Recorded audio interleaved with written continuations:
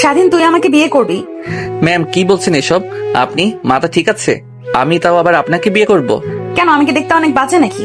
না ম্যাম, তা হবে কেন? আপনি যেখান দিয়ে হেঁটে যান আশেপাশের সব ছেলেরা আপনার দিকে তাকিয়ে থাকে। তাহলে তোর অসুবিধা কি আমাকে বিয়ে করতে?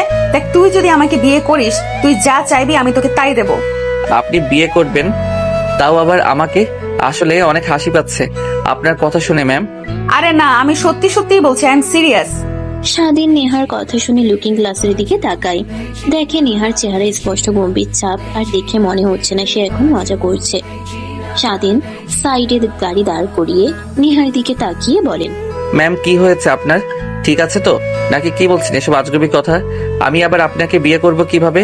আপনি ম্যাম আর আমি আপনার বাসার সামান্য একটা ড্রাইভার। তো কি হয়েছে? তুই কি মানুষ না নাকি? নিজেকে মানুষ মনে করিস না? তা হবে কেন ম্যাম?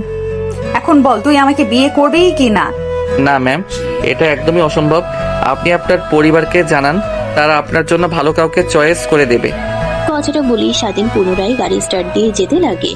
নেহা তার ব্যাগ থেকে একটা ফল কাটা ছুরি বের করে হাতে চালিয়ে যেতে যাবে আর বলতে লাগে, দেখ, শেষবারের মতো বলছি, আমাকে বিয়ে করবি কি না? না হলে এইখানে সুইসাইড করবো হাতের রক কেটে। আরে ম্যাম, আপনি কি পাগল হয়ে গেছেন নাকি মাথা ঠিক আছে আপনার?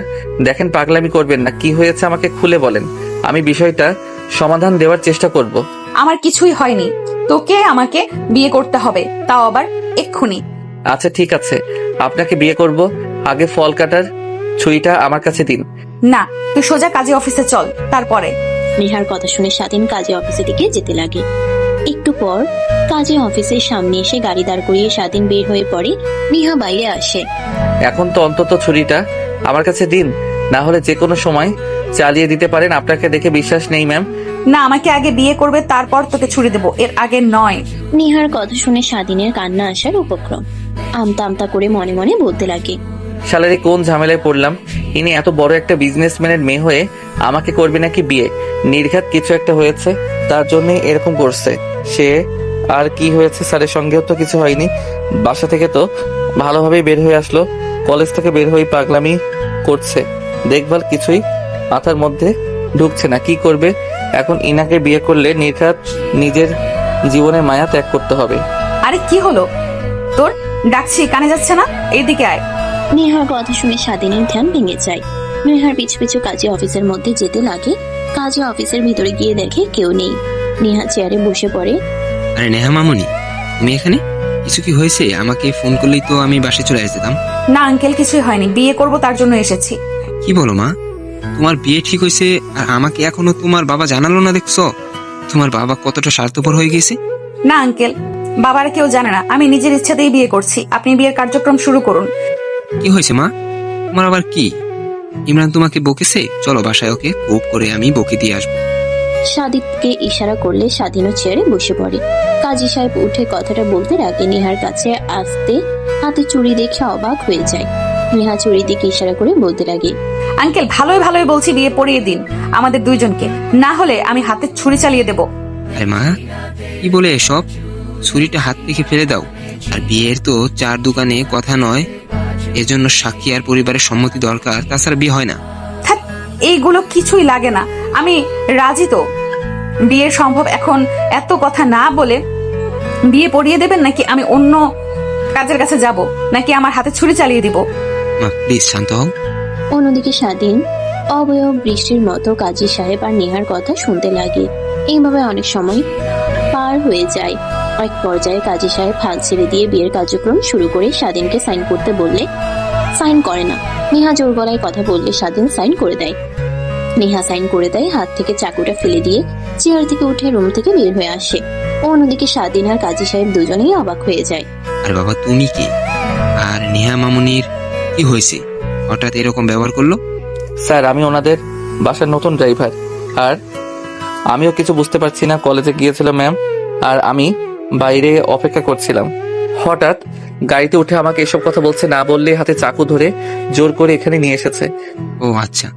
কিরে, এখনো এখানে বসে আছিস? বাসায় যাব, তাড়াতাড়ি আয়।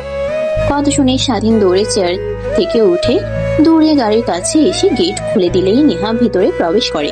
ড্রাইভিং সিটে গিয়ে টাইপ করতে করতে বাসায় চলে আসে। দরজার সামনে গাড়ির হর্ন দিতেই দারোয়ান দরজা খুলে দেয়। ভেতরে আলিশান বাসার ভিতরে গাড়ি দিয়ে যায়। স্বাধীন নেহা নামতেই স্বাধীন গাড়ি নিয়ে পার্কিং লটে রেখে দেয়।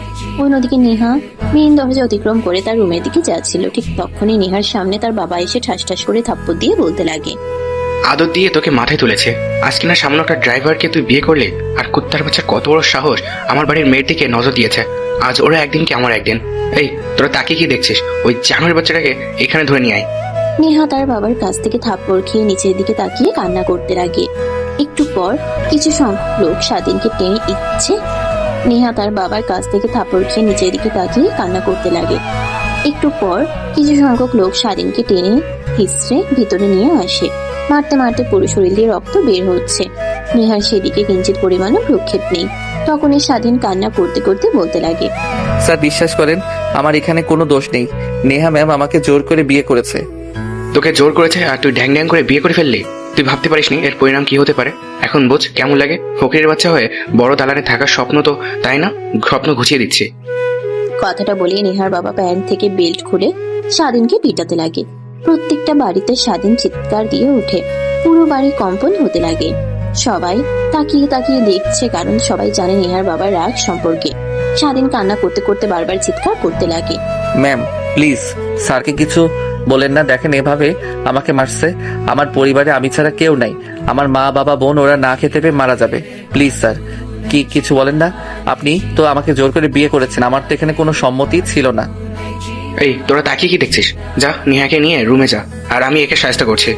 নেহার বাবার ধমক শুনে নেহার মা আর চাচি নেহাকে নিয়ে তার রুমে চলে যায়। নেহার বাবা আবার স্বাধীনকে মারতে লাগে। মারতে মারতে গা দিয়ে রক্ত বের হয়ে ফ্লোর লাল হয়ে যায়। এক পর্যায়ে স্বাধীন নিজেকে আর সামলাতে না পেরে অজ্ঞান হয়ে যায়। ঠিক তখনই ভিতরে কাজী সাহেবের আগমন হয়। দৌড়ে নেহার বাবার কাছে এসে হাত থেকে বেল্ট কেড়ে নিয়ে বলতে লাগে, তুই অমানুষ, কিন্তু এত বড় অমানুষ এটা আমি ভাবতে পারিনি। তোকে আমার বন্ধুর পরিচয় দিতেও ঘৃণা হচ্ছে। এইভাবে একটা ছেলেকে তুই কিভাবে মারতে পারলি? তোর মনে কি একটু দয়া মায়া নাই? এই ছোট লোকের বাচ্চার এত বড় সাহস কি করে হয় আমার মেয়ের দিকে নজর দেয়? আমার মেয়েকে বিয়ে করেছে, ওর এত বড় সাহস। ও জানে না ব্রাহ্মণ হয়ে চাঁদের দিকে হাত বাড়িয়েছে। এর পরিণাম তো এরকম হবেই। দেখ, আমি সম্পূর্ণ কথা বলে নেই, কারণ চেয়েছিলাম তোর বাসায় এসে সবকিছু তোকে বুঝিয়ে বলতে। ছেলেটার কোনো দোষ নেই। নেহা মামুন নিজেকে জোর করে বিয়ে করেছে। ছেলেটা অনবরত না করছিল, আর আমি দেখেছি অনেক ভীতু হয়েছিল, কিন্তু নেহা মামুনের জোরাজুরিতে ছেলেটা রাজি হয়ে যায়। তোর মেয়ে হাতে ছুরি চালানোর ব্ল্যাকমেল করে আমাকে বিয়ে পড়াতে বাধ্য করেছে। ছেলেটাকেও ঠিক এইভাবে রাজি করেছে। আরে তুই জানিস না এই ছোট লোকের বাচ্চাদের এইসব অভিনয়। আসলে আমার মেয়েকে বুঝিয়ে ফাঁচিয়ে বিয়ে করেছে, এটা আমি বুঝতে পারছি। তারপর কাজী সাহেব নেহার আঙ্কেল নেহার বাবাকে বুঝিয়ে বলতে লাগে। এক পর্যায়ে নেহার বাবা রুমে চলে যায়। কাজী সাহেব স্বাধীনকে সেখানে থাকার কিছু কাজের ছেলেদের দিয়ে স্বাধীনকে গাড়ি করে হাসপাতালে নিয়ে আসে। অন্যদিকে কিভাবে এত বড় কাজ করতে গেলি? জানিস না তোর বাবা কতটা রাগী? মা, তোর কি হয়েছে আমাদের খুলে বল। তুই কি আদৌ ছেলেটাকে ভালোবাসিস? আমার তো মনে হয় না। ছেলেটা অল্প কিছুদিন হলো এইখানে এসে কাজ করছে। নেহা তার মা আর চাচির প্রশ্নের উত্তরে কিছুই বলে না। নেহার মা আর চাচি অনবরত নেহার সঙ্গে কথা বলার চেষ্টা করে, কিন্তু কিছুই বলে না। চুপ হয়ে এক ধ্যানে নিচের দিকে তাকিয়ে থাকে। আমাকে একটু একা থাকতে দেবে তোমরা? যাও রুম থেকে, কিছু ভালো লাগছে না, যাও তো। নেহার কথা শুনে নেহার চাচিমা নেহার রুম থেকে বের হয়ে আসে। তারপর নেহার বাবা রুমে গিয়ে বলতে লাগে, তুমি ছেলেটাকে অযথাই মারলে। আমার মনে তো হয় না ছেলেটার কোনো দোষ আছে। তোমার মেয়ের কথা আর কার্যকলাপ দেখে মনে হচ্ছে তোমার মেয়ে জোর করে ছেলেটাকে বিয়ে করেছে। তোমরা ঠিকই বলেছ। ফিরোজ সে একই কথা বলছিল। আসলে আমার মেয়ের বিয়ে করেছে, তাও আবার আমাদের না জানিয়ে, তাও সামান্য একটা ড্রাইভারকে। তাই নিজের হাতে কন্ট্রোল করতে পারি নাই, সেটাকে অযথাই মারলাম। তোমার মেয়ের দিন দিন অনেক খারাপ হয়ে যাচ্ছে। আদর দিতে দিতে একদম মাথায় উঠে ফেলেছি। তারপর নেহার বাবা রুম থেকে বের হয়ে আসে। বাইরে এসে গাড়ি নিয়ে সোজা হসপিটালে চলে যায়। ফিরোজকে ফোন করলে কেবিন নাম্বার বলে দেয় নেহার বাবা। কেবিনে গিয়ে দেখে স্বাধীন শুয়ে আছে। স্বাধীনের দিকে তাকিয়ে অনেক মায়া হতে লাগে। তারপর নার্সের কাছে থেকে খাতা আর কলম নিয়ে একটা চিঠি আর একটা চেক লিখে স্বাধীনের বালিশের নিচে রেখে আসে আর নার্সকে বলে আসে। স্বাধীনের জ্ঞান ফিরতেই নার্স এসে সবকিছু বলে। নার্সের কথা শুনে স্বাধীন মুচকি একটা হাসি দেয়। তারপর উঠে দাঁড়ায়। শরীরে বিন্দু মাত্র শক্তি নেই, তারপরও উঠে দাঁড়ায়। সে খাতে নিয়ে দেখে 20 লক্ষ টাকা অ্যামাউন্ট। চেকের দিকে তাকিয়ে স্বাধীন কৃত্রিম একটা হাসি দেয়। 5 বছর পর। ম্যাম আসতে পারি? হ্যাঁ, ভিতরে এসো। স্বাধীন অনুমতি পেয়ে ভিতরে প্রবেশ করেন। এয়ারটেলের সামনে বসে সামনের দিকে তাকিয়ে নেহাকে দেখে খানিকটা অবাক হয়ে যায়। নেহাও অবাক হয়ে যায় এখানে স্বাধীনকে দেখতে পেয়ে। আরে নেহা, ছেলেটাকে প্রশ্ন কর, এইভাবে তাকিয়ে আছিস কেন? আমার বিয়ে তো আমি সিলেক্ট করে ফেলেছি, এখন তুই তোর পছন্দ মতো বিয়ে সিলেক্ট কর। সাথীর কথা শুনে নেহার ধ্যান ভাঙে, তারপর স্বাধীনকে প্রশ্ন করতে লাগে। টুকটাক পোস্ট করলে স্বাধীন শেষ হবে জবাব দেয়। ইন্টারভিউ শেষ হলে স্বাধীন বাইরে বের হয়ে আসে। নিহার কেবিনের পিছনের দিকে তাকিয়ে হাসি দিয়ে অফিস থেকে বের হয়ে যায়। স্বাধীন ভালো করে চাইলে এখানে তার চাকরি হবে না। আচ্ছা আপু, তোমার বিয়ে তো তুমি সিলেক্ট করেছো, আমি বলি কি তুমি এই ছেলেটাকে তোমার বিয়ে বানাও আর তোমার মেয়েটাকে আমাকে দাও। কে বলো? আমার নানি, বাট বাহিরে আরো অনেকে আছে, ওদের ইন্টারভিউ নিবি না? না আপু, ভালো লাগছে না, বাসায় যাবো। তোমার প্রয়োজন হলে তুমি নিতে পারো, আর এই ছেলেকে কনফার্ম করে মেল করে দাও। অন্যদিকে নেহার কথা শুনে সাথী পিয়নকে ডাক দেয়। একটু পর পিয়ন চলে আসে। ম্যাম ডেকেছেন আমাকে? হ্যাঁ ডেকেছি, বাট আপনাকে কতবার বলবো? আঙ্কেল বলেন তো, আমাকে ম্যাম বলে ডাকবেন না। আপনি আমার বাবার বয়স থেকে অনেক বয়সী, আপনি মামুনি কিংবা আমার নাম ধরে ডাকতে পারেন, আমি কিছুই মনে করব না। আর ডেকেছে কারণ হলো এই যে ফাইল দেখছেন, এই ছেলেটাকে ক্রোম ফ্রম লেটার পাঠিয়ে দিয়ে বলেন ড্রেসে গিয়ে আর বাহিরে যারা আছে তাদেরকে চলে আসতে বলেন ইন্টারভিউ নিতে। আর ভালো লাগছে না, অনেক ক্লান্ত হয়ে গেছি, বাসায় যাব। ঠিক আছে ম্যাম। ও সরি আপামনি। পিয়ন বের হয়ে যায়, তার পিছু পিছু নেহার সাথে দুজনেই বের হয়ে আছে। গাড়ি করে দুজনে বাসার উদ্দেশ্যে রওনা হয়। নেহা বাহিরের দিকে তাকিয়ে ভাবতে লাগে, ছেলেটা এতদিন পর হঠাৎ করে কোথা থেকে আসলো আর একদমই চেনা যাচ্ছে না। আগের থেকে কতটা কিউট হয়েছে। আচ্ছা ওকে তো চাকরিটা দিয়ে দিলাম, আদৌ কি জয়েন হবে? যদি জয়েন হয় তখন যদি আবার স্ত্রীর অধিকার চায়, না না তা হয়তো বা চাইবে না, আবার চাইতেও পারে যেহেতু এখনো ডিভোর্স হয়নি।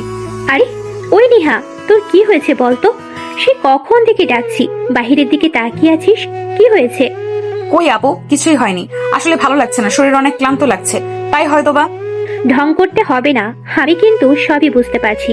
ওই ছেলেটা যখন ইন্টারভিউ দিতে আসে তারপর থেকে তুই কেমন জানি হয়ে গেছিস। তুই কি ছেলেটাকে চিনিস নাকি? সাথীর কথা শুনে নেহা ভ্যাবাচিকা খেয়ে যায়।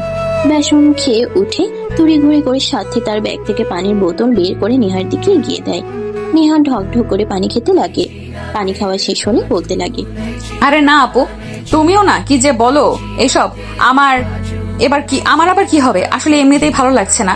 আর আমি ছেলেটাকে তো চিনি না, কিন্তু ছেলেটার কথা শুনে মনে হলো অনেক ভালো আর যোগ্য, তাই তোমার বিয়ে বানালাম।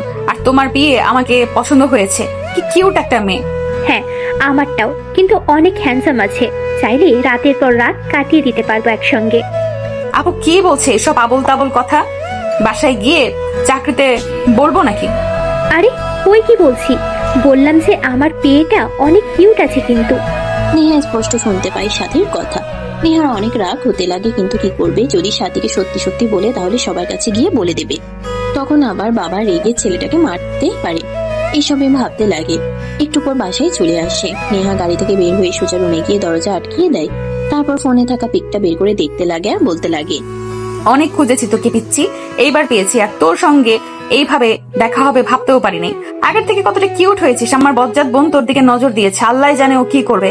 বিদেশ থেকে এসেছে, ওর নজর তো শুধু উল্টাপাল্টা কিছু করার। আর আমারই ভুল হয়েছে, আমি কেন তোকে আমার পার্সোনাল বিয়ে না করে ওর বিয়ে করলাম। কথাগুলো ভেবে নেহা তার চুলগুলো খামচে দিয়ে ধরতে লাগে। জোরে ধরলেই আপলে কথাগুলো ভেবে নেহা তার চুলগুলো খামচে দিয়ে ধরতে লাগে। জোরে ধরলেই বলে চিৎকার দিয়ে ওঠে। অন্যদিকে স্বাধীন তার রুমে গিয়ে ফ্রেশ হয়ে পোশাক পরিবর্তন করে রান্না করতে লাগে আর তার মায়ের সঙ্গে কথা বলতে লাগে। বাবা আর কতদিন এইভাবে চলবে বল? তোর বাবার অবস্থা দিন দিন অবনতি হচ্ছে, খুব দ্রুত চিকিৎসা না করলে তোর বাবাকে বাঁচানো যাবে না। আর এখনো তুই একটা চাকরিও পেলি না। আজকের ইন্টারভিউটা কেমন হয়েছে? আলহামদুলিল্লাহ মা, অনেক ভালো হয়েছে, বাট মনে হয় না তাও চাকরিটা হবে। আর তুমি টেনশন করো না, আমি যেহেতু এসেছি একটা না একটা কাজ করবই, আর বাবাকে খুব দ্রুতই সুস্থ করে ফেলবো ইনশাল্লাহ। স্বাধীন তার মায়ের সঙ্গে কথা বলা শেষ হলে ফোন রেখে দিয়ে রান্না শেষ হলে খাটের উপরে শুয়ে ভাবতে লাগে। এইভাবে আর কতদিন বন্ধুদের কাছ থেকে যার টাকা এনেছিল তাও সব শেষ হয়ে গেল। এখন তো আর কারোর কাছে টাকা চাইতেও পারবো না, মা বাবার কাছে তো আরো পারবো না। কি করি আর মনে হয় না চাকরিটাও হবে। নেহা ম্যামের সঙ্গে এভাবে দেখা হবে কখনো ভাবতেও পারিনি। আগে তো এটা ওনাদের অফিস ছিল না, তাহলে কি নতুন করেছে নাকি? ধ্যাত, জানলে যেতাবি না। এত বছর পর এইভাবে দেখা হবে, মনে হয় না চাকরিটা দেবে। নেহা ম্যাম, কি আর করার, আগামীকালকে থেকে রিক্সা নিয়ে বের হতে হবে। এই সবই কথা ভাবছিল স্বাধীন শুয়ে থেকে। হঠাৎ ফোনে মেসেজ আসে। স্বাধীন ফোন হাতে নিয়ে মেসেজটা ওপেন করতেই চোখ বড় বড় হয়ে যায়। শোয়া থেকে উঠে দাঁড়িয়ে পড়ে। মেসেজটা আর অন্য কিছু না, চাকরি কনফার্ম হয়েছে, তাও আবার প্রত্যেক মাসে 80,000 টাকা করে বেতন। স্বাধীন যেন নিজের চোখকে বিশ্বাস করতে পারছে না। হাতের চিমটি কাটতে আহ বলে উঠে। মেসেজটা ভালোভাবে পড়লে দেখে আগামীকাল জয়েনিং করতে হবে। স্বাধীন তৎক্ষণাৎ তার মার কাছে ফোন করে সব কথা বলে। স্বাধীনের মা শুনে অনেক খুশি হয়। স্বাধীনও অনেক খুশি হয়। অনেক খুশি হয়। হঠাৎ খুশি মাখা মুখটা গোমরামুখ হয়ে যায়। আর মনেই ভাবতে লাগে, এটা আবার নেহা নামের নতুন কোনো চাল না তো? চাল হোক আর যাই হোক, মাসে অনেক বেতন, বাবার চিকিৎসা করাতে পারবো খুব তাড়াতাড়ি যদি কাজ করতে পারি মনোযোগ দিয়ে। আর নেহার কাছ থেকে দূরে দূরে থাকতে হবে, আর ওর ফাঁদে একদমই পা দেওয়া যাবে না। অন্যদিকে নেহা শুয়ে থেকে এইসবই ভাবছিল। হঠাৎ দরজায় কড়া নাড়ার শব্দ পায়। নেহা উঠে দরজা খুলে দিয়ে দেখে তার বড় বোন সাথী। তুই না বললি তোর ভালো লাগছে না, শুয়ে থাকবি? সেই না দেখছি এখনো অফিসের পোশাক পরিধান করে আছিস। আর আমি এই কাজটা কিছুতেই বুঝতে পারছি না, আমাকে একটু বুঝিয়ে দে তো। ও আচ্ছা আপু, আসো, তুমি ভেতরে আসো। আসলে খুব টায়ার্ড লাগছিল, তাই শুয়ে পড়েছিলাম। আমি ফ্রেশ হয়ে আসি, তুমি সবাই বলছো। কথাটা বলেই নেহা ওয়াশরুমে চলে যায়। ফ্রেশ হয়ে বাইরে আসে, তারপর সাথীকে কাজ বুঝিয়ে দিতে লাগে। এইভাবে অনেকটা সময় পার হয়ে যায়। দেখতে দেখতে সেই দিনটাও পার হয়ে যায়। পরের দিন সকালবেলা স্বাধীন সকাল সকাল উঠে নামাজ পড়ে ঘোরাঘুরি করে রুমে চলে আসে। তারপর অফিসে যাওয়ার জন্য প্রস্তুতি নেয়। বাইরে এসে এই পাশ ওই পাশটায় গিয়ে রিক্সা না পেয়ে গাড়ি করে অফিসে যেতে লাগে। তীব্র জ্যামে পড়ে যায় স্বাধীন। প্রায় 20 মিনিট পর অফিসে গিয়ে পৌঁছায়। দারোয়ান আটকে দিলে এসএমএসটা দেখালে ভিতরে যেতে দেয়। তারপর ম্যানেজারের কাছে গেলে স্বাধীনের সব ফর্মালিটি গুলো পূরণ করে স্বাধীর কাছে নিয়ে যায়। ম্যাম, এই যে আপনার ফিরে এসেছে, প্রায় 20 মিনিট লেট করেছে। আর নেহামের বিয়ে তো কত সকাল সকাল চলে এসেছে। জান, আপনাকে আর বলতে হবে না, প্রথম দিন হয়তোবা জামে পড়েছিল তাই লেট হয়েছে। জান, এখন আর তুমি এসো, এখানে বসো। Thank you ma'am. ধন্যবাদ দিতে হবে না। আর আমি কিন্তু সময় অপচয় একদমই পছন্দ করি না। আমার পার্সোনাল বিয়ে, আমি কখন কি করব এসব খুঁটিনাটি তোমার জানা দরকার। এই যে লিস্ট আছে এখানে, আমি কখন কি করব সব লেখা আছে। তুমি শুধু সময় মতো আমাকে জানিয়ে দেবে একটা।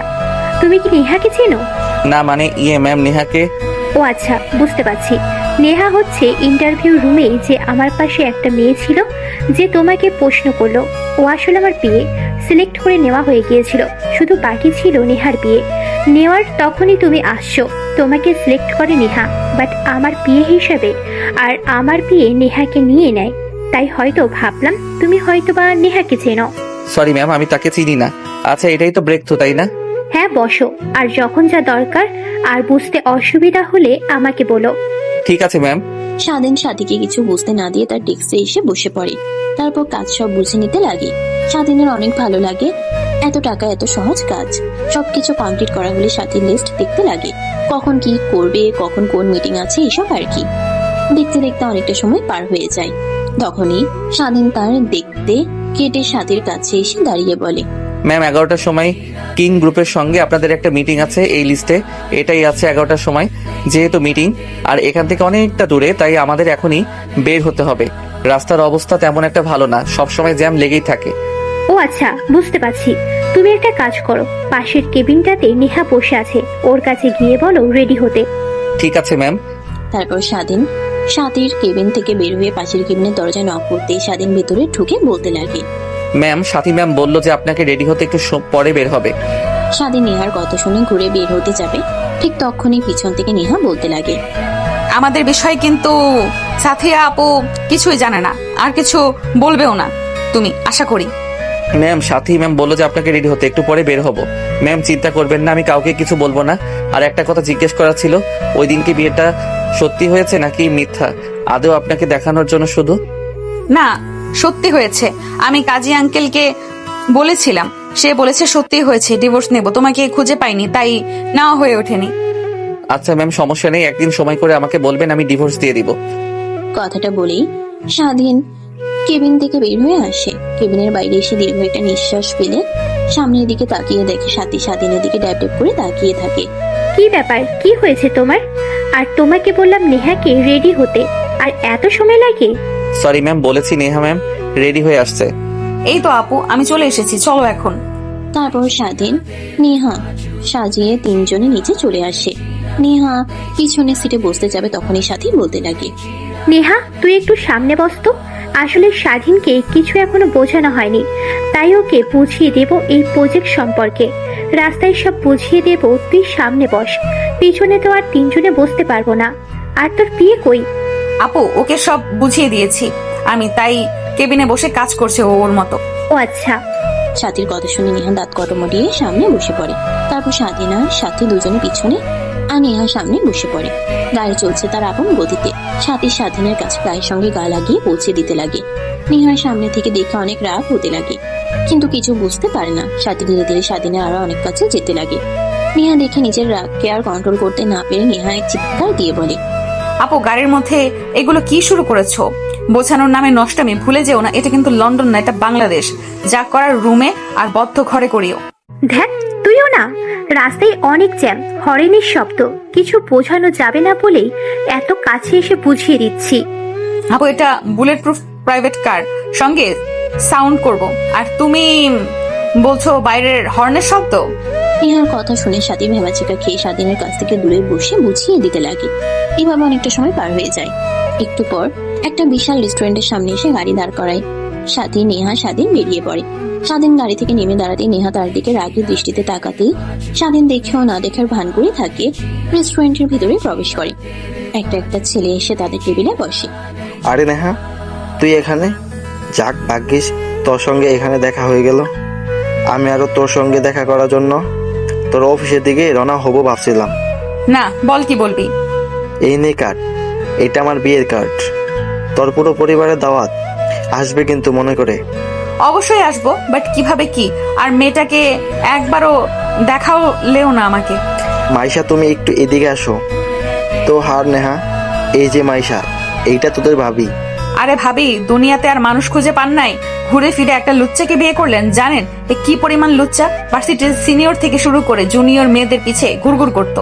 নেহার কথা শেষ না হতেই ছেলেটা তার চেয়ার থেকে উঠে নেহার মুখ চেপে ধরে পাশে থাকা ছেলেটার হবু বউ অর্থাৎ মাইশার আগে দৃষ্টিতে তাকিয়ে থাকে। তারপর নেহার কানের কাছে মুখ নিয়ে গিয়ে বলতে লাগে, আরে ভাই, আমি তোর কোন পাকা দানে মই দিলাম বলতো?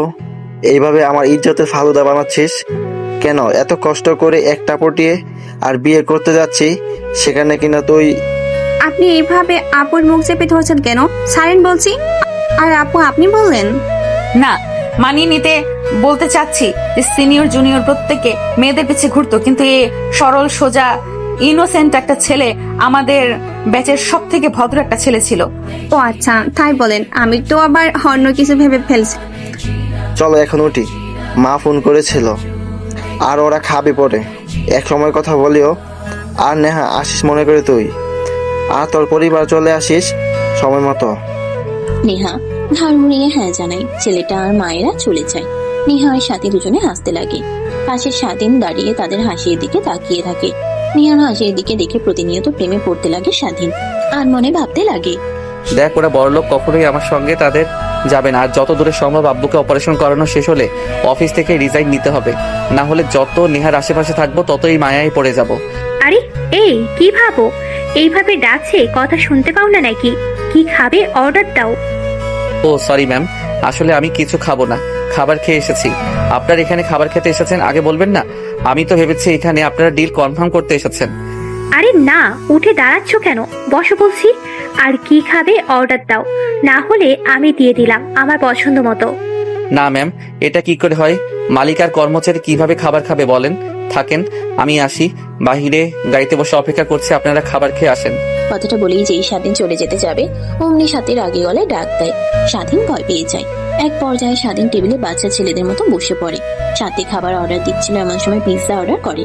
তখনই পাশ থেকে নেহা বলে, আপু পিৎজা অর্ডার করো না, ওর চিজে অ্যালার্জি আছে। তুমি অন্য কোনো খাবার অর্ডার করো যাতে কোনো চিজ না নেই। কথাটা বলেই নেহা তার জিহবায় কামড় দেয়। ঘাড় ধীরে ধীরে ঘুরিয়ে সাথীর দিকে তাকিয়ে দেখে সাথী তার দিকে প্রশ্নসূচক দৃষ্টিতে তাকিয়ে আছে। আচ্ছা স্বাধীন, তোমার কি চিজে অ্যালার্জি আছে সত্যি? হ্যাঁ ম্যাম। আচ্ছা ওয়েট, তুই কি করে জানলি স্বাধীনের চিজে অ্যালার্জি আছে? আর তুই অন্য খাবার অর্ডার দিতে বলছিস যে? না মানে আপু, আমার মনে হলো যে অ্যালার্জি থাকতে পারে, তাই বললাম আর কি। আমার একটা বন্ধু ছিল এর মতো, ও পিৎজা খেতে পারতো না, তাই আর কি বললাম। ও আচ্ছা, আজকাল মানুষের ফেস দেখলেও বলে দিতে পারিস যে কার অ্যালার্জি আছে আর কার নেই? নেহা সেদিকে আর কোনো ভ্রুক্ষেপ দেখায় না। সাথে খাবার অর্ডার করতেই ওয়েটার এসে খাবার দেয়। খাবার খেয়ে তিনজন বের হয়ে পড়ে। গাড়ি একটা সুন্দর অফিসে চলে আসে। গাড়ি থেকে নেমে সাথে আগে আগে নেহা পিছে, তার পিছে স্বাধীন। তিনজনে আসতে লাগে।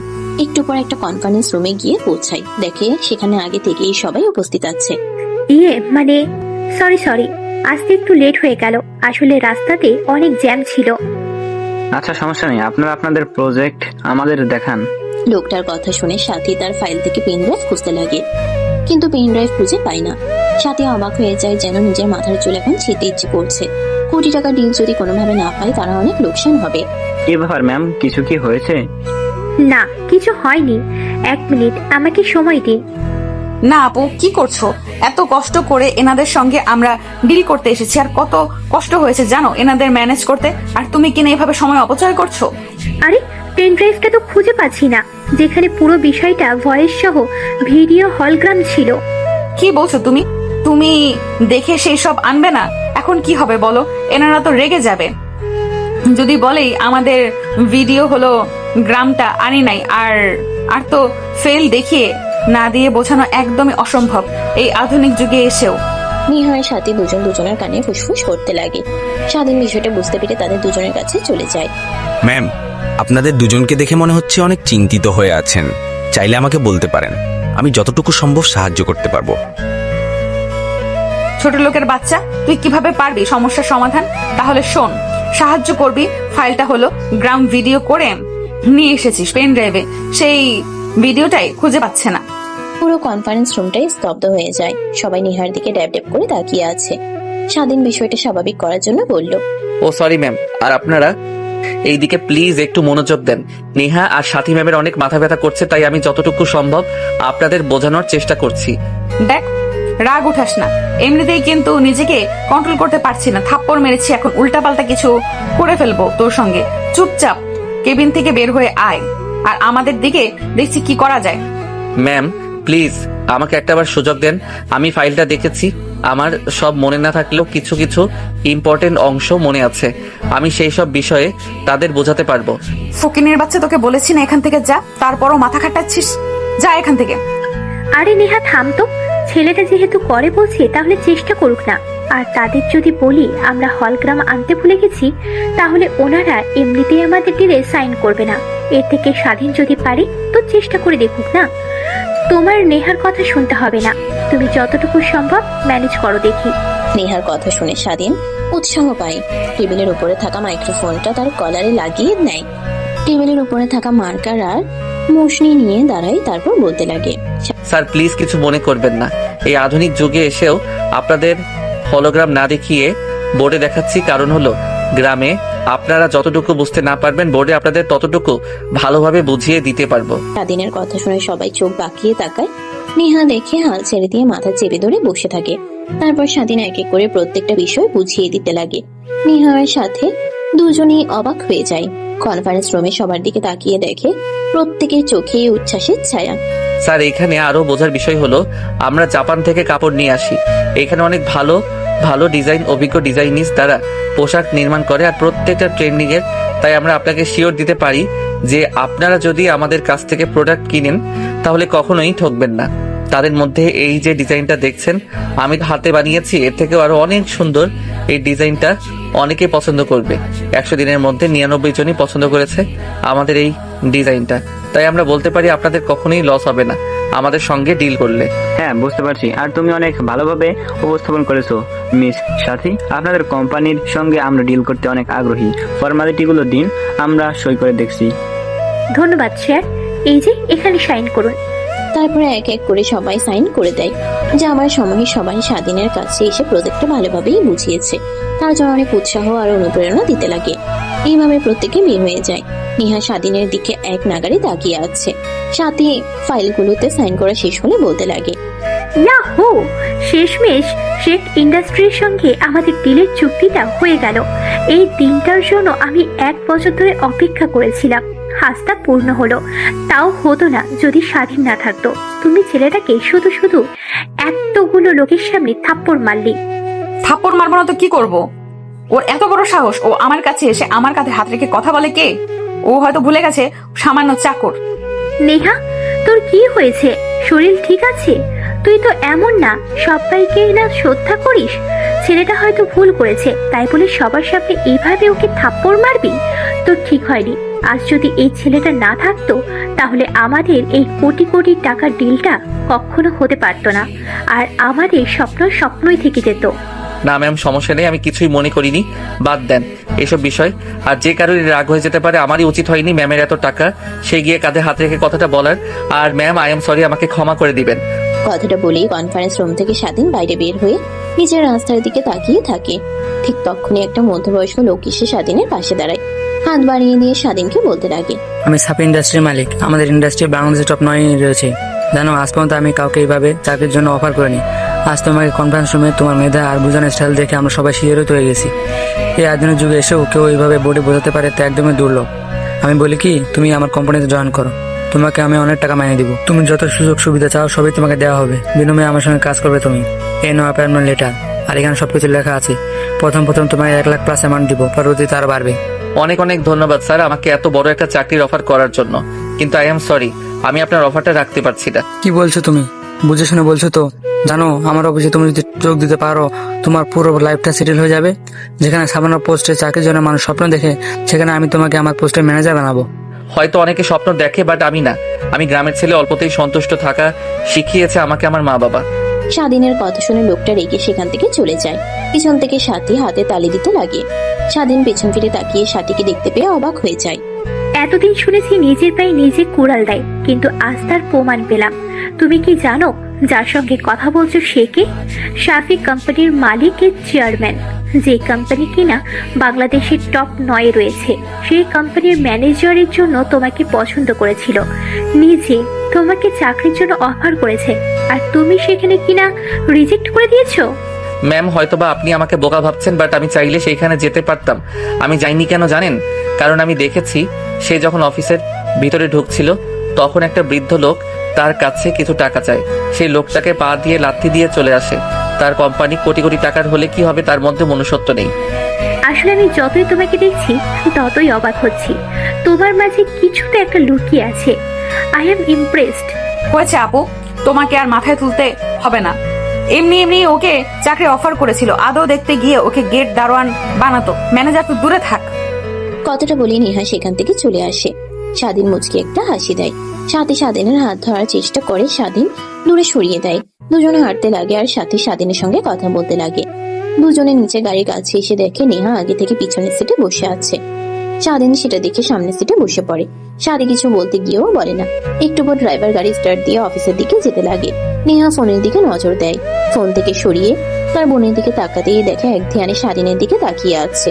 নেহা এটা দেখে অনেক রাগ হতে লাগে, কিন্তু নিজের রাগকে দমিয়ে সাথীর কাঁধে হাত রেখে নাড়া দিয়ে বলে, আপু কি হয়েছে তোমার? এইভাবে ছোট লোকটার দিকে তাকিয়ে আছো কেন? আরে চুপ, ও শুনে ফেলবে। তাই বলে তুমি আমার মুখ চেপে ধরবে? তোমার মতো একদমই কিন্তু আমার ভালো লাগছে না। হ্যাঁ, তোকে কিছুই বুঝতে হবে না। ছোট মানুষ ছোট মানুষের মতো থাক। অন্যদিকে স্বাধীন বসে পিছনে কি হচ্ছে সব শুনতে পাই। লুকিং গ্লাসে তাকিয়ে দেখতেও পাই, দেখে মুচকি মুচকি হাসতে লাগে। আরাম মনে স্বাধীন ভাবতে লাগে, আমাকে থাপ্পড় দেয়া তাই না? এর স্বাদ আমি হারে হারে বুঝিয়ে দেব তোমাকে। আমার বউ তোমার সামনে তোমার বোনের সঙ্গে ফ্লার্টিং করবো, দেখি কতদিন নিজেকে সামলে রাখো। এই অল্পতে এইভাবে রেগে গেলে হবে? স্যার, আমরা তো চলে এসেছি, আর সাথে ম্যাম আপনাকে ডাকছে। ও আচ্ছা। কথাটা বলেই স্বাধীন গাড়ি থেকে নেমে পড়ে। গাড়ি থেকে নেমে মাথায় একটা আলতো করে থাপ্পড় দিয়ে ভেতরে প্রবেশ করে নেহা। তার সাথে তারা দুজনে অফিসের সবাইকে একত্র করে ডিলটা হয়েছে বিষয়টা জানাই। সবাই অনেক খুশি হয়। তারপর সাথে মিষ্টির প্যাকেট বের করে সবাইকে খাইয়ে দিতে লাগে। স্বাধীনের কাছে আসলে হাতে নিতে চাইলেও নেহা হাতে না দিয়ে খাইয়ে দেওয়ার চেষ্টা করে আর বলতে লাগে, তোমার জন্য ডিলটা হয়েছে, তোমাকে তো ডাবল মিষ্টি দেওয়াই উচিত। সাথীর কথা শুনে সবাই হাসতে লাগে। সঙ্গে সাথে নেহার মুখে কোনো হাসি নেই। নেহা সেখানে আর না দাঁড়িয়ে সোজা তার কেবিনে চলে যায়। এভরিবডি, এখন আসি। কিছুদিনের মধ্যেই এই আপনাদের বড়সড় একটা পার্টি দেব। ততদিনে সবাই মন দিয়ে কাজ করুন। ঠিক আছে ম্যাম। আর আপনাকে কংগ্রেস। তারপর সাথী তার কেবিনে চলে আসে, দেখে স্বাধীন তার ডেস্কে বসে কাজ করছে। সাথী স্বাধীনের ডেস্কের উপর বসে পড়ে। স্বাধীন অবাক হয়ে সাথীর দিকে তাকায়। ম্যাম কিছু বলবেন? স্বাধীনের কথা শুনে সাথী তার মাথাটা নিচু করে স্বাধীনের দিকে এগিয়ে নিয়ে যায়। ঠিক তখনই পেছন থেকে নেহা দরজা খুলে ভিতরে প্রবেশ করে। স্বাধীন আর তার বোনকে এই অবস্থায় দেখে চিৎকার করে নেহা বলতে লাগে, আপু কি শুরু করেছো তুমি? অফিসের মধ্যে এইসব বলো? এটা অফিস, তোমার বেডরুম না। তুমি চাইলে ওকে নিয়ে হোস্টেলে কিংবা বাসায় যাও, এইখানে এইসব করো না। আমি না এসে যদি অন্য কেউ আসতো তখন কি হতো? আরে কয় কি, কিছুই তো না। তুই শুধু শুধু ভুল ভাবছিস। আর এইভাবে দরজায় নক করে ভিতরে আর আসবি না। ভেতরে না আসলে তো এসব দেখতেই পারতাম না। চাচাকে সব বলতে হবে, বাসায় গিয়ে বলবো। তোকে আর কিছু বলতে হবে না, কিছুদিন যাক, আমি যা বলার তা বাবাকে বলবো। নেহা অবাক হয়ে যায় সাথীর কথা শুনে। ভাবতে লাগে কি বোঝাতে চেয়েছে সাথী। স্বাধীনের কেবিন থেকে উঠে তার কেবিনের চেয়ারে বসে পড়ে। নেহা স্বাধীনের দিকে রাগী দৃষ্টিতে তাকিয়ে থাকে। স্বাধীন দেখেও না দেখার ভান করে কম্পিউটারে কাজ করতে লাগে। নেহা সেখানে আরেক মুহূর্ত না দাঁড়িয়ে কেবিন থেকে বের হয়ে তার ডেস্কে চলে যায়। কেবিনে গিয়ে দরজা আটকিয়ে ভাবতে লাগে, আমার এত খারাপ লাগছে কেন? মনে হচ্ছে ভেতরটা পুরো ছাই হয়ে যাচ্ছে। আপুর সঙ্গে কেন স্বাধীনকে মেনে নিতে পারছি না? কেন আপুর উপর এত রাগ হচ্ছে? আমি তো স্বাধীনকে স্বামী হিসেবে মানি না। এত বছর পরে এভাবে আসবে আবার আমাকে জ্বালানোর জন্য। আর দোষটা তো আমারই, আমি ওকে চাকরিতে রেখেছি। এখন আপুকে কিছু বললেও কখনো আপু ওকে চাকরি থেকে বের করে দেবে না। কি করি আইডিয়া, নিজের জিনিস নিজেকে আগলে রাখতে হবে। কথাটা বলেই নেহা তার ডেস্কের উপর থেকে টেলিফোন তুলে তার বোনের কাছে ফোন করে। কি রে, তোর আবার কি হয়েছে? এই তো একটু আগে রাগ দেখিয়ে চলে গেলি, আবার ফোন করেছিস? না মানে আপু, আমি এই ফাইলটার কিছুই বুঝতে পারছি না। স্বাধীনকে একটু পাঠিয়ে দাও তো, এই প্রজেক্টের সবকিছু ও বুঝে ফেলেছে। ও আচ্ছা, আমি পাঠিয়ে দিচ্ছি। স্বাধীন, নেহার কেবিনে যাও, ও ফাইলটা বুঝতে পারছে না, ওকে বুঝিয়ে দিয়ে আসো। ঠিক আছে ম্যাম। কথাটা বলেই স্বাধীন কেবিন থেকে বের হয়ে নেহার কেবিনে পারমিশন নিয়ে প্রবেশ করে। তারপর নেহার ডেস্কের সামনে যারা বসে পড়ে, নেহা তার চেয়ার থেকে উঠে দরজা লাগিয়ে দেয়। পিছন ফিরে স্বাধীনকে দেখে বলতে লাগে, ম্যাম দরজা লাগিয়ে দিচ্ছেন কেন? এমনিতেই কাজ আছে। কি কাজে এমন দরজা লাগাতে হবে? দরজা খুলুন, কেউ এসে দরজা আটকানো দেখলে অন্য কিছু মনে করবেন। কি মনে করবে? হ্যাঁ, যা মনে করার করুক। তুই ভুলে যাস না যে তুই আমার বিয়ে করা হাজবেন্ড, তোর উপর আমার সব অধিকার আছে। ম্যাম আপনি এটা হয়তোবা ভুলে গিয়েছেন যে আমাদের বিয়ের বিষয়টা কেউ জানে না। আর আপনি যে আমাকে বিয়ে করেছেন ওইটা খেলনা বিয়ে বললেই চলে। আপনি জোর করে আমাকে বিয়ে করেছেন, যেটাতে আমার কোনো সম্মতি ছিল না। যেইভাবেই হোক, জোর করে হোক কিংবা অন্য কোনো উপায়, বিয়ে তো তোকে করেছি। আর আমি তো তোর বিয়ে করা বউ। আচ্ছা, তোর সামনে যদি আমি অন্য কোনো ছেলের সঙ্গে ঘোরাফেরা করি, মিষ্টি মিষ্টি কথা বলি, তখন তুই কি করবি? কি করব? কিছুই করব না। আপনার যা ভালো মনে হয় তাই করবেন, আমি কি করব? কিন্তু জানিস, আমার অনেক খারাপ লাগছে আপুর সঙ্গে তোকে মেলামেশা করতে। প্লিজ আপুর কাছ থেকে দূরে থাক। আমি ভালো করে জানি আপু তোকে পছন্দ করে ফেলেছে, আর আমি কখনোই আপুকে বলতে পারবো না আমাদের বিষয়টা। বাবা মা তারা ভুলে গিয়েছে। এখন যদি তুই তাদের সামনে দাঁড়াস, তাও তারা তোকে চিনতে পারবে না। বুঝতে পারছি। এখন আপনি বলতে চাচ্ছেন যে আমি কাজটা ছেড়ে দেই, এই তো? আচ্ছা সমস্যা নেই, আমি চাকরিটা ছেড়ে দিব। এতে আপনি খুশি যদি হন তাহলে আমিও খুশি। আমি তোকে তা বলিনি, শুধু বলেছি আপুর কাছ থেকে দূরে দূরে থাকবে, এই আর কি। দেখেন ম্যাম, আপনি কিন্তু অধিকার খাটাচ্ছেন। অধিকার খাটাবো না তো কি করব? হ্যাঁ, তুই কি বারবার ভুলে যাচ্ছিস যে আমি তোকে বিয়ে করাবো? স্বাধীন কিছু বলতে যাবে এর আগে নেহা স্বাধীনকে ঘুরিয়ে তার কোলের উপরে বসে পড়ে। স্বাধীনের মাথার পিছনে হাত দিয়ে তার কাছে নিয়ে এসে নেহা কিস করতে লাগে। এভাবে অনেকটা সময় পার হয়ে যায়। হঠাৎ দরজায় কড়া নাড়া শব্দ পেতেই দুজনে তাদের জ্ঞান ফিরে পায়। নেহা মাথা তুলে ঘড়ি করে স্বাধীনের উপর থেকে সরে দাঁড়ায়। স্বাধীন কিছু বলতে যাবে এর আগে নেহা স্বাধীনকে ঘুরিয়ে তার কোলের উপরে বসে পড়ে। স্বাধীন কিছু বলতে যাবে এর আগে নেহা স্বাধীনকে ঘুরিয়ে তার কোলের উপরে বসে পড়ে। স্বাধীনের মাথার পিছনে হাত দিয়ে তার কাছে নিয়ে এসে নেহা কিস করতে লাগে। এইভাবে অনেকটা সময় পার হয়ে যায়। হঠাৎ দরজায় কড়া নাড়ার শব্দ পেতেই দুজনে তাদের জ্ঞান ফিরে পায়। নেহা তো তুলে ঘড়ি করে স্বাধীনের উপর থেকে সরে দাঁড়ায়। ঠোঁট মুছে শাড়ি ঠিক করে চেয়ারে গিয়ে বসে পড়ে। তারপর স্বাধীনের দিকে পিছু এগিয়ে যেতেই স্বাধীন ঠোঁট পরিষ্কার করে দরজা খুলে দেয়। দরজা খুলে দেখে স্বাধীন সামনে সাথী দাঁড়িয়ে আছে। কি ব্যাপার, দরজা লাগানো কেন? আর এসি চলছে তারপরেও ঘেমে গিয়েছো? না মানে ম্যাম, প্রজেক্টটা অনেক প্যারা, তাই ঘেমে গিয়েছি ম্যামকে বোঝাতে। ও আচ্ছা, বুঝতে পারছি। আর কাজ করতে হবে না, বাসায় চলে যাও। আর নেহা, তুইও আয়। ভালো লাগছে না, বাসায় যাব। একটু দাঁড়াও আপু, 5 মিনিট, আমি আসছি। তারপর স্বাধীন নেহার কেবিন থেকে বের হয়ে যায়। একটু পর নেহার সাথে তারাও বাসার উদ্দেশ্যে রওনা হয়। নেহা বাসায় গিয়ে তার রুমের দিকে যাচ্ছিল। ঠিক তখনই বর্ষার রুম থেকে নেহার বাবা ডাকতে লাগে। নেহা তার বাবার কাছে গিয়ে শোভায় বসে পড়ে। বাবা কিছু বলবে? আরে মা, এই দেখ, এখানে কয়েকটা ছেলের পিক আছে, দেখ তো কোনটাকে তোর পছন্দ হয়। মানে কি সব বাবা? আমি তোর মা আর তোর চাচি সবাই মিলে সিদ্ধান্ত নিয়েছি যে তোকে বিয়ে দেবো। বয়স তোর কম হলো না, তাই সব ছেলেদের মধ্যে থেকে এই কয়েকটাকে পছন্দ হয়েছে। আমাদের ছেলেগুলো অনেক ভালো আর ওদের বড় বড় ইন্ডাস্ট্রি আছে। বাবা এখন আমি বিয়ে করতে পারবো না, আর বাসায় বড় আপু আছে, তাকে রেখে আমার বিয়ের কথা হচ্ছে কেন? আগে আপুর বিয়ে হোক, তারপরে আমার। কথাটা বলেই নেহা বসার রুম থেকে উঠে তার রুমে গিয়ে জোরে দরজা লাগিয়ে দেয়। পুরো বাসাটা কম্পন দিয়ে ওঠে, সবাই চমকে ওঠে। তারপর নেহা খাটের উপর উল্টো হয়ে শুয়ে পড়ে। অন্যদিকে নেহার চাচি বলতে লাগে, ভাই, যেহেতু নেহা বিয়ে করতে চাচ্ছে না সেহেতু ওকে জোরাজুরি করে লাভ নেই। জানেনই তো এর আগে কি করেছে। আবার যদি বিয়ের চাপে উল্টাপাল্টা কিছু করে ফেলে তখন কি হবে বলেন? এর থেকে ওর যা ভালো তাই করুক। না, ঠিকই বলেছে, তোমাকে নেহার বিয়ে নিয়ে ভাবতে হবে না। আচ্ছা, নেহার সঙ্গে যে একটা ছেলের বিয়ে হয়েছিল আর তো ডিভোর্স হয়নি, যদি কোনোদিন ছেলেটা যদি আসে? ভাবি আপনিও না, ছেলেটা যে ভয় পেয়েছে আর ভাই যে ওকে মেরেছে, আমার তো মনে হয় না আর ছেলেটা এবারে ত্রিসীমানায় আসবে। তোমরা সবাই এখানে কি নিয়ে কথা বলছো? আর নেহার রুমে দরজা লাগানো, অনেক ডাকাডাকি করলাম কিন্তু খুলছে না। বাদ দে, তুই এইখানে বয়। হ্যাঁ বসি। আর তোমাদের একটা খুশির সংবাদ দেওয়ার আছে। আমরা আজ সেই ইন্ডাস্ট্রির সঙ্গে ডিল ফাইনাল করেছি আর আমাদের প্রজেক্ট কোয়ালিটি অনেক ভালো। আমরা আশাবাদী এটা শেষ হওয়ার পর আরো বড় বড় ডিল নিয়ে তাদের কাছে যেতে পারবো। আর জানো আজ কি হয়েছে? স্বাতীর কথা শুনে সবাই উদ্বেগ নিয়ে স্বাতীর দিকে তাকিয়ে থাকে। তারপর স্বাতী স্বাধীনের বিষয়ে সব বলতে লাগে। নিহার বাবা আর স্বাতীর বাবা দুজনে অবাক হয়ে যায়। কি বলো মা, এই আধুনিক যুগেও কিনা একটা আধুনিক ছেলে এইভাবে বোঝাতে পারে? জানো, আমার যখন নতুন নতুন বিজনেস স্টার্ট করি তখন প্রত্যেকের সামনে গিয়ে এভাবে বোঝাতাম, কিন্তু কিছুতেই বোঝাতে না পারায় আমাদের আর দিন দেওয়া হতো না। আজ তোমার কথা শুনে ওই পুরোনো দিনের কথা মনে পড়ে গেল। আর এই আনন্দে অফিসের সব এমপ্লয়ীদের আমি একটা পার্টি দেবার কথা ভাবছি। আগামী 7 দিনের মধ্যে বাসায় আয়োজন করে একটা পার্টি দিই নাকি? তোমাদের এতে কোনো অমত নেই তো? না মামুনি, কোনো অমত নেই। আমারও তো যখন বড় ডিল পেতাম তখন বাসায় অনেক খুশি হয়ে আসতাম আর অফিসের সব এমপ্লয়ীদের নিয়ে আনন্দ করতাম। তোমাদের আনন্দ না হয় আমরাও একটু অংশীদার হলাম নাকি ছোট? হ্যাঁ ভাই, ঠিক বলেছো। অনেকদিন হলো এনজয় করা হয় না, পার্টিতেও আর যাওয়া হয় না।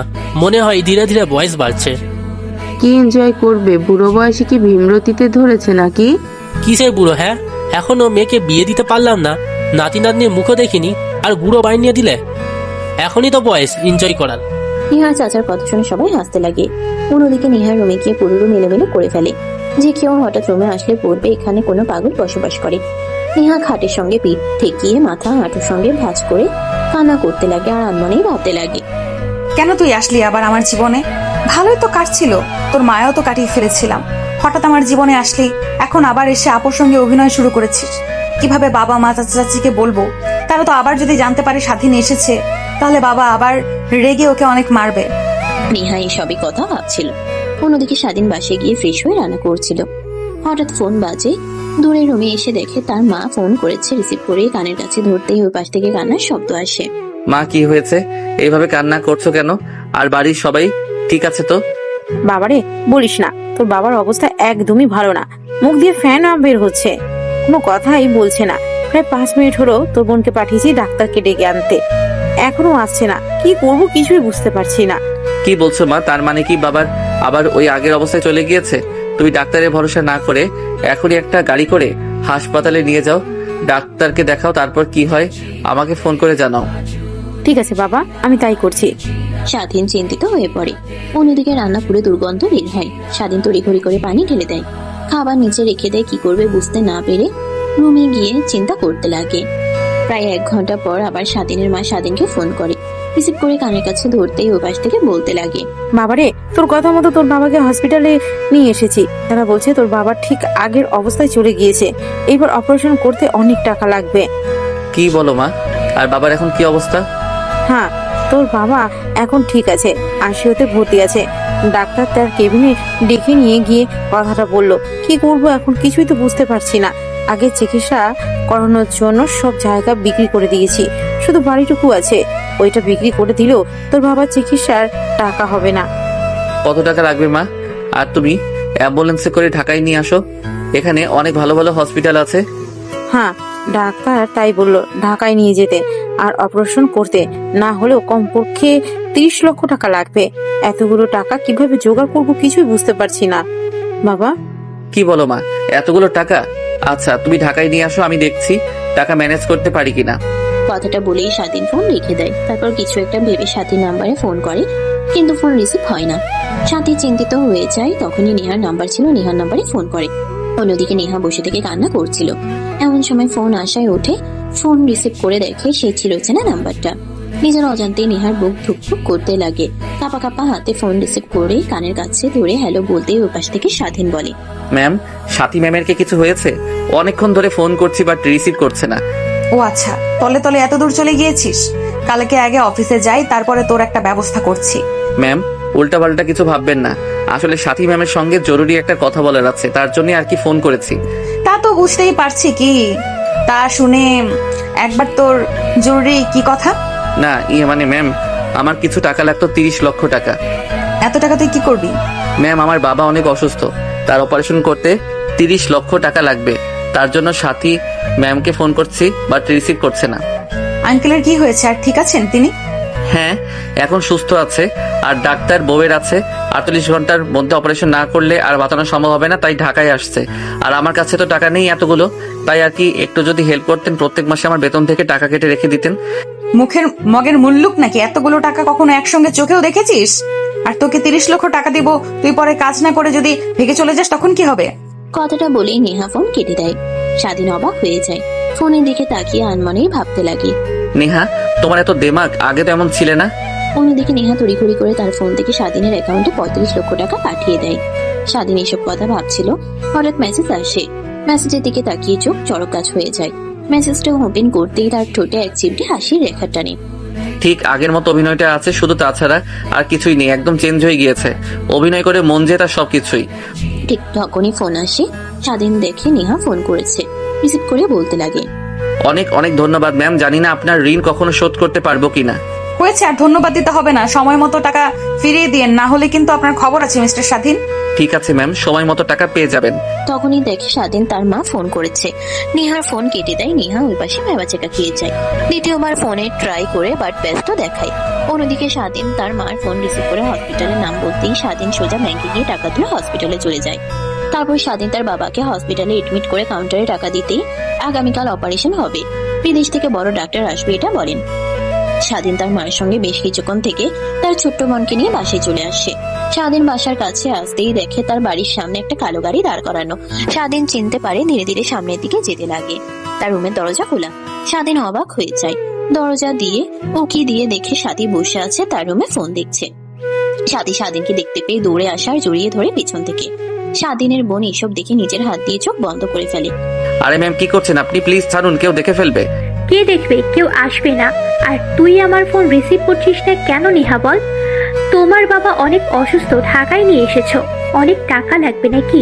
আর আমাকে একটাবার ফোন করে বলতেও পারলে না। ম্যাম ছাড়ুন, পিছে আমার বোন দেখেন দাঁড়িয়ে আছে, আর ফোনে দেখেন কতবার ফোন করেছি। আপনাকে না পেয়ে তো নেহা ম্যামকে ফোন করেছি। ও সরি, আসলে তখন ফোন রুমে রেখে বসার রুমে বাবা মায়ের সঙ্গে আড্ডা দিচ্ছিলাম, তাই ফোন দেখতে পাইনি। ভাইয়া, তোমাদের কি হয়েছে? আমি কিন্তু চোখ বন্ধ করে রেখেছি, চোখ খুলবো কি এখন? হয়েছে, পিচ্ছি চোখ খোলো। আর তোমার বোনকেও দেখতে ঠিক তোমার মতোই অনেক কিউট। আমি কিউট, আর ভাইয়া তো আমাকে সবসময় রাগায়। আমি নাকি দেখতে কুৎসিত, ভালো না? কে বলেছে?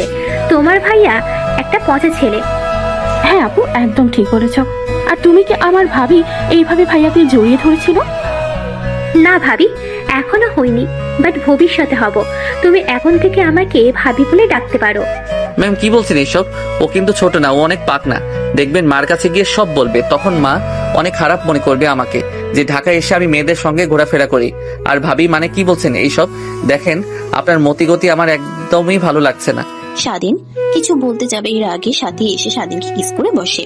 আচমকা কিস করে স্বাধীন অবাক হয়ে যায়। অন্যদিকে নেহা স্বাধীনের সঙ্গে দেখা করার জন্য অনেক কষ্ট করে অ্যাড্রেস জোগাড় করে বাসার সামনে আসতেই এমন অবস্থা দেখে নিজের চোখকে যেন বিশ্বাস করতে পারে না। নিজের অজান্তেই কান্না করতে লাগে। নিজেকে আর কন্ট্রোল করতে না পেরে পিছন ফিরে গাড়ির কাছে এসে পুনরায় চলে যেতে লাগে। কোনোদিকে না তাকিয়ে স্বাধীন সাথীকে ধাক্কা দিয়ে দূরে সরিয়ে দিয়ে ঠাস ঠাস করে থাপ্পড় লাগিয়ে দেয়। কি শুরু করেছেন এসব? আপনারা হাত আপনাদের দুই বোনের জ্বালায় কি আমি ঠিক মতো বাঁচাতে পারবো না? যখন একবার ভালোভাবে বাঁচতে শুরু করলাম তখন আপনার ছোট বোন, এখন আবার ভালোভাবে বাঁচতে শুরু করেছি, এখন আপনি আপনাদের দুই বোনের জামাই কি আমি বাঁচতে পারবো না ঠিক মতো? প্লিজ আপনার হাত জোর করে বলছি, আমার বিষয়ে যা ভাবার ভেবেছেন সব মন থেকে বের করে দিন, আর আমাকে প্লিজ একা থাকতে দিন আপনারা। মানে কি? আমরা আর আমার ছোট বোন নেহা কে কি করেছে? সেটা আপনার জানতে হবে না। আর একটা কথা মনে রাখেন, আমি বিবাহিত। কি তুই বিবাহিত? আর আগে কেন বলিসনি? আমাকে বলার কোনো সুযোগ দিয়েছেন আপনি যে আমি আপনাকে বলবো আমি বিবাহিত? এখন অন্তত প্লিজ আমার কাছ থেকে দূরে থাকবেন, আর আমার এসব একদমই ভালো লাগে না।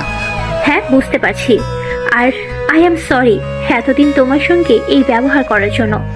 আরহাম, একটা কথা কি জানো, আমি বিদেশে থেকে লেখাপড়া করে বড় হয়েছি।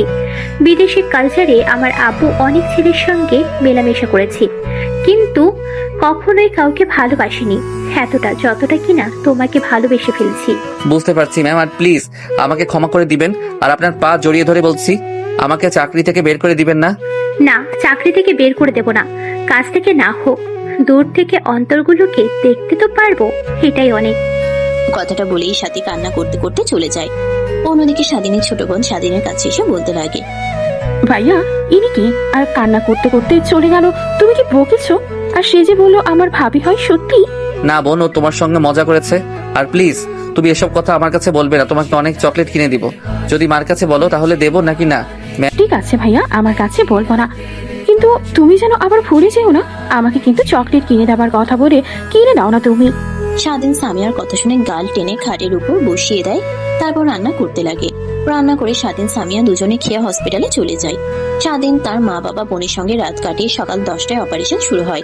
স্বাধীন সাথীকে ফোন করে বলে দেয় অফিসে আসতে পারবে না, অপারেশন সাকসেসফুল হয়। স্বাধীন অনেক খুশি হয়, বিষয়টা সাথীকে ফোন করে জানায়। স্বাধীনের মনে হয় নেহাকেও জানানো উচিত। নেহাকে ফোন করে, নেহা ফোন কেটে দেয়। অনেকবার ফোন করার পরেও নেহা বারবার ফোন কেটে দেয়। এক পর্যায়ে নেহা বিরক্ত হয়ে ফোন রিসিভ করে বলতে লাগে, আমাকে ফোন করেছিস কেন? এখন আবার আপুর খোঁজ নিবি নাকি? আপু তার কেবিনে আছে, কোথাও যায়নি, ফোন হয়তো বা বন্ধ হয়ে আছে। ম্যাম, আমি সাথী ম্যামের খবর জানার জন্য আপনাকে ফোন করি নাই। আবার অপারেশন সাকসেসফুল হয়েছে। আপনি আজ না থাকলে কখনোই এটা সম্ভব হতো না। আমি না থাকলে আর কি হতো? আপু তো আছে নাকি, সে তো তোকে টাকা দিয়ে হেল্প করতো। কথাটা বলেই নেহা রেগে ফোন কেটে দেয়। স্বাধীন ফোন রেখে দিয়ে ভাবতে লাগে, হয়েছে আর না, নেহাকে সব খুলে বলতে হবে। এভাবে আর দূরে রাখা যাবে না। অনেক কষ্টে কাছে পেয়েছি, আবার ভুল ভেবে যদি দূরে চলে যায় তখন আজীবন আমাকে এই ভুলের খেসারত দিতে হবে। কথাটা ভেবে স্বাধীন হসপিটালে থেকে বের হয়ে আসছে একটা রিক্সা নিয়ে সোজা অফিসে চলে যায়। তারপর সোজা নেহার কেবিনে চলে যায়। অনুমতি না নিয়ে ভিতরে ঢুকে পড়ে, দেখে নেহা তার ডেস্কে বসে কাজ করছে। স্বাধীন পিছন ফিরে কেবিনের দরজা লাগিয়ে দেয়। নেহা দেখে দাঁড়িয়ে পড়ে। কি ব্যাপার, তুই দরজা লাগাচ্ছিস কেন আমার কেবিনের? এমনিতেই দরকার আছে। কথাটা বলেই স্বাধীন গুটি গুটি পায়ে নেহার দিকে যেতে লাগে। উঠে পিছনে যেতে লাগে আর বলতে লাগে, দেখ তোর মতলব আমার একদমই ভালো লাগছে না। সাথী আপু না, আমি কিন্তু নেহা, তোর অবস্থা একদম খারাপ করে ফেলবো। আমি আমার বউয়ের দিকে যাচ্ছি, এখানে কোনো বাধা আর আমাকে আটকাতে পারবে না। বউ মানে? কে তোর বউ? নিজেকে সেটা প্রশ্ন করলেই জানতে পারবে তুমি। তখন কিছুই হয়নি, ওইটা শুধু এমনিতেই রেগে তোকে বিয়ে করেছিলাম। বিয়ে করো বিয়ে, আর যেভাবে করো এখন তো তুমি আমার স্ত্রী, আমার পূর্ণ অধিকার আছে। কথাটা বলে স্বাধীন নেহার দিকে যেতে লাগে। নেহা পড়ে যেতে যাবে, স্বাধীন ধরে ফেলে। স্বাধীন নিজের কাছে টেনে নিয়ে এসে মাথার পিঠে হাত দিয়ে কিস করতে লাগে। এইভাবে অনেকটা সময় পার হয়ে যায়। এক পর্যায়ে নেহাকে ডিস্কের উপর বসিয়ে দিয়ে নেহার ঘাড়ে কপালে কিস করতে লাগে। আরে কি করছো তুমি এখানে? বাসর করবে নাকি? ছাড়ো, কেউ এসে ফেলবে। না, কেউ আসবে না। আর দরজা কে দিয়েছে? ছাড়ো তো। আর আপুকে রেখে আমার কাছে এসেছো যে? স্বাধীন নেহাকে ছেড়ে দিয়ে শুরু থেকে শেষ পর্যন্ত বলতে লাগে। নেহা শুনে অনেক রাগ হয়, তারপরও নিজের রাগকে ঘুমিয়ে স্বাধীনকে জড়িয়ে ধরে বলতে লাগে, অনেক দূরে থেকেছে তোমার কাছ থেকে, আর নয়। বাবা মা চাচা চাচি সবাইকে বলবো, তারা মেনে না নিলে তাদের কাছ থেকে দূরে চলে যাব। আর হ্যাঁ, এই কোম্পানিতেই 50% শেয়ার আমার, আর 50% শেয়ার সাথে এ নিয়ে দুজন আগামী জীবন পার করতে পারবো। দ্যাট কি বলো তুমি? আর সবাইকে ম্যানেজ করব, সবাই একসঙ্গে থাকবো। আচ্ছা, সেটা জানা যাবে। এখন চলো আঙ্কেলকে দেখতে যাব। কথাটা বলেই নেহা আর স্বাধীন দুজনে বাইরে বের হয়ে আসে। স্বাধীন হাঁটছিল, নেহা এসে স্বাধীনের হাত জড়িয়ে ধরে হাঁটতে লাগে। শালে ছাড়িয়ে দিতে গিয়েও নেহা আরো শক্ত করে জড়িয়ে ধরে। পুরো অফিসের সবাই এটা দেখে, সাথীও দেখে। সাথী নিজের অজান্তেই চোখ দিয়ে 2 ফোঁটা পানি বের হয়। নিজের হাত দিয়ে মুছছে, মুচকে একটা হাসি দেয় অন্যদিকে তাকিয়ে। নেহা আর স্বাধীন দুজনে হসপিটালে চলে আসে। তারপর স্বাধীন তার বাবা যে কেবিনে, সেই কেবিনে নেহাকে নিয়ে যায়। নেহা কেবিনে ঢুকেই স্বাধীনের মার পাশে বসে সালাম করে। স্বাধীনের মা হঠাৎ কেউ এসে পাশে সালাম করে ভেবার চেকা খেয়ে যায়। স্বাধীনের দিকে ড্যাব ড্যাব করে তাকিয়ে থাকে। নেহা উঠে বলতে লাগে, মা নেত্রী অবাক হচ্ছেন তাই না? আসলে আমি আপনার ছেলের বউ। কথাটা শুনেই স্বাধীনের মা স্বাধীনের দিকে ড্যাব ড্যাব করে তাকায়। স্বাধীন মাথা দিয়ে হ্যাঁ বোঝায়। কিভাবে আর কিছু তো বুঝতে পারছি না। তোমাকে দেখে তো মনে হচ্ছে অনেক সম্ভ্রান্তকরের মেয়ে তুমি। তারপর নেহা আর স্বাধীন দুজনে শুরু থেকে শেষ পর্যন্ত বলে কিভাবে তাদের বিয়ে হয়, কিভাবে ঠিক তখনই পিছনে একটা গম্ভীর কণ্ঠস্বর শুনতে পায় নেহা। নেহা পিছনে ফিরে তাকিয়ে অবাক হয়ে যায়। বাবা বাবা তুমি এখানে? আমার তো একই প্রশ্ন, তুই এখানে কি করছিস? আর এরা কারা? আর ওয়েট, এই ছেলে তোমাকে দেখে দেখে কেমন চেনা মনে হচ্ছে। ওহো, চিনতে পেরেছি, তুমি স্বাধীন না? কথাটা শুনেই স্বাধীন নিচু করে ফেলে। কথাটা শুনেই স্বাধীন মাথা নিচু করে ফেলে। বাবা ও না, আমি আরো ওর কাছে গিয়েছি, আর তখন হয়তো ছোট ছিলাম তাই কিছু বলতে পারি নাই। এখন বলছি আমি স্বাধীনকে ভালোবাসি, আর তুমি তো জানোই আমরা বিবাহিত। কি তুই সত্যি স্বাধীনকে ভালোবাসিস? হ্যাঁ বাবা। নেহা কথাটা বলেই ভারাত্মক দৃষ্টিতে তার বাবার দিকে তাকিয়ে থাকে। গোমরা মাখা মুখটা নিমিশে হাসির রেখা টেনে নেহার বাবা বলতে লাগে, সেটা তুই আগে বলবি না? আর স্বাধীনকে কই থেকে পাইলি? আমি তো অনেক বড় ভুল করেছি তোমার সাথে বাবা, প্লিজ আমাকে ক্ষমা করে দিও। আর আমার পাগলি মেয়েটাকে প্লিজ তুমি কষ্ট দিও না, সবসময় আগলে রেখো। ঠিক আছে আঙ্কেল, আমি আমার সর্বোচ্চ দিয়ে চেষ্টা করব। আঙ্কেল মানে? বাবা বলবে এখন থেকে, নো আঙ্কেল। কথাটা বলেই নেহার বাবা হাসতে লাগে। নিমিষে পুরো কেবিনটা হাসির আমেজে পরিপূর্ণ হয়ে যায়। সমাপ্ত।